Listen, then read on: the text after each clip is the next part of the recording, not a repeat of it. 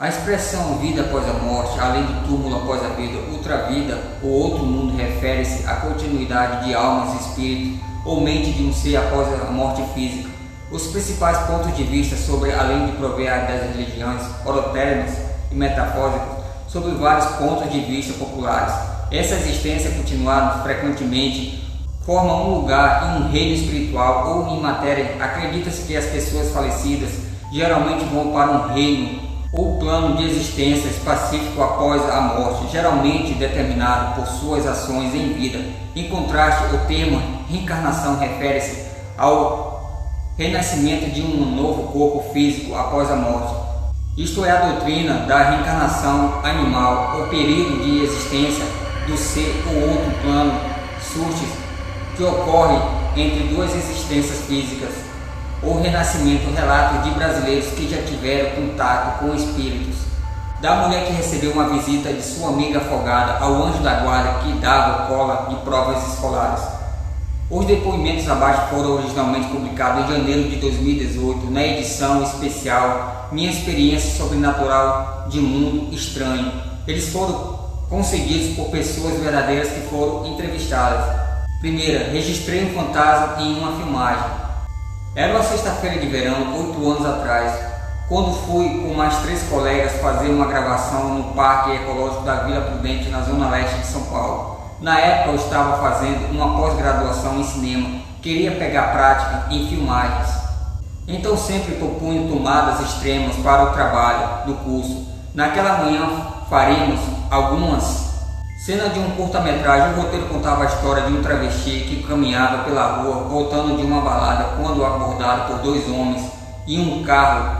Eles ofenderam e depois disso aceleraram, fazendo os pneus do carro cantar no asfalto. No final do curta, chocando-se contra um caminhão. Apesar da drama mórbida, o filme era bem humorado, com uma mensagem de tolerância no final. Mas galera, antes de começar o vídeo, galera, só tem que fazer, né, galera? Deixa o like, se inscreve no canal, galera, e não se esquece de ativar o sininho de notificação, galera. E vambora pro vídeo que eu tô filmando demais, hein? Filmamos a sequência do carro na rua, em frente a um parque que ficava ao lado de um necrotério na Vila Albina. Eu decidi dar um close frontal em um caminhão de mudança que estava estacionado por lá. Minha ideia era inserir a imagem na montagem final, assim simular um acidente. Gravei segundo os roteiros da tomada. Encerramos o trabalho, era um dia lindo, ensolarado, cheio de luz. Na hora não percebi absolutamente nada de estranho. À tarde, quando cheguei da faculdade para trabalhar nas imagens, abri o material na ilha de edição e comecei a avaliar o que havíamos feito. Assim que o close do caminhão apareceu na tela, vi que havia registrado com nitidez um espírito. Era um homem jovem de cabelos curtos e encaracolados que havia diretamente para a câmera, que tinha um olho vermelho e deu a impressão de me fixar fixamente em uma expressão de ódio puro. Gelei na hora, chamei outros colegas que estavam na sala e mostrei o take do fantasma. Todos puderam ver a figura do homem dentro do caminhão. O trabalho encerrou e nunca mais vi sua imagem em outro lugar. Acredito que ter filmado um espírito que havia abandonado recentemente o corpo de seu dono, mas ainda estava preso no plano terrestre. Deveria haver muitos assim por lá por perto, pelas proximidades do necrotério. Sem poder sair, encheu-se de raiva, por isso me olhava daquele jeito. Vivian Cardoso tinha 40 anos e era professora de artes e morava em São Paulo. Essa não foi a única experiência espiritual de sua vida. Depoimento concedido a Leonardo Muller. Segundo o relato, amiga afogada, fui até a minha cama. Minha família era muito rígida e quando eu era adolescente, por mais que quisesse, raramente me divertia. Meus pais não me deixavam fazer quase nada. Aos 17 anos de idade decidi ir a uma festa que acontecia em uma das ilhas de Belém do Pará. Onde eu cresci era uma celebração popular que ocorria todos os anos. Reunia tanto pessoas na área urbana quanto os ribeirinhos da ilha.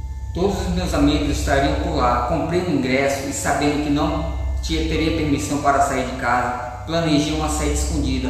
Minha mãe descobriu o meu plano e proibiu qualquer movimentação. Arrasada, chamei minha melhor amiga e ofereci o ingresso que tinha. Ao menos ela poderia se divertir no meu lugar. Pensei, para garantir que não tivesse dificuldade em chegar até lá. Também dei o valor da balsa e a travessia do rio da ilha. Naquela noite lotada de pessoas animadas para chegar à festa, a embarcação virou e minha amiga, sentada com o ingresso que eu havia lhe dado, caiu na água e se afogou. O acidente chocou a região e minha família ficou muito aliviada. Estava conseguido que a rigidez da minha mãe havia salvado a minha vida, mas eu só pensava na minha amiga. Ia para a cama todos os dias e chorava muito. Uma semana depois do desastre, no meio da noite acordei com um barulho estranho no chão de madeira. Com estalos, o piso do meu quarto parecia estar abrindo e em seguida senti algo ou alguém deitado ao meu lado na cama. O que quer que fosse era real, pois sentia frio na pele do braço. Assim que aquilo encostou em mim, era como um contato de outra pele, mais gelada e muito pegajosa. De repente meu quarto foi invadido por um cheiro púlpido e fortíssimo. Eu estava com muito medo e não tinha coragem nem de abrir os olhos. Mesmo assim abri os olhos ao lado e tive certeza que era o espírito da minha amiga afogada. Sabia que ela não iria me fazer mal, mas também não queria que ela ficasse ali. Comecei a rezar com muita concentração, nem me mexia e nem fazia nenhum som. Os olhos continuavam apertados e fechadíssimos. Depois de um tempo ela desapareceu, não sei explicar como, mas foi embora. Mas não estava mais lá. Na época, a culpa tinha tomado conta da minha vida e eu me sentia muito mal. Hoje interpreto que ela provavelmente foi até o meu quarto para me dizer que estava tudo bem e que eu não era responsável pela sua morte. Nunca mais tive nenhum contato com o espírito, mas até hoje não consigo falar o nome dessa minha amiga, nem pensar muito nela com medo que ela apareça novamente. Renata Passos tinha 64 anos, costureira, e só teve esse contato com o espírito em sua vida. Depoimento concedido por Larissa Barros. Galera, gostou do vídeo, galera? É um vídeo curto, mas bem informativo e extrovertido, galera. Já sabe o que tem que fazer, né, galera? Deixa o like, galera. Se inscreve no canal, galera. E não se esqueça, galera, do sininho de notificações. Ative esse sininho, galera.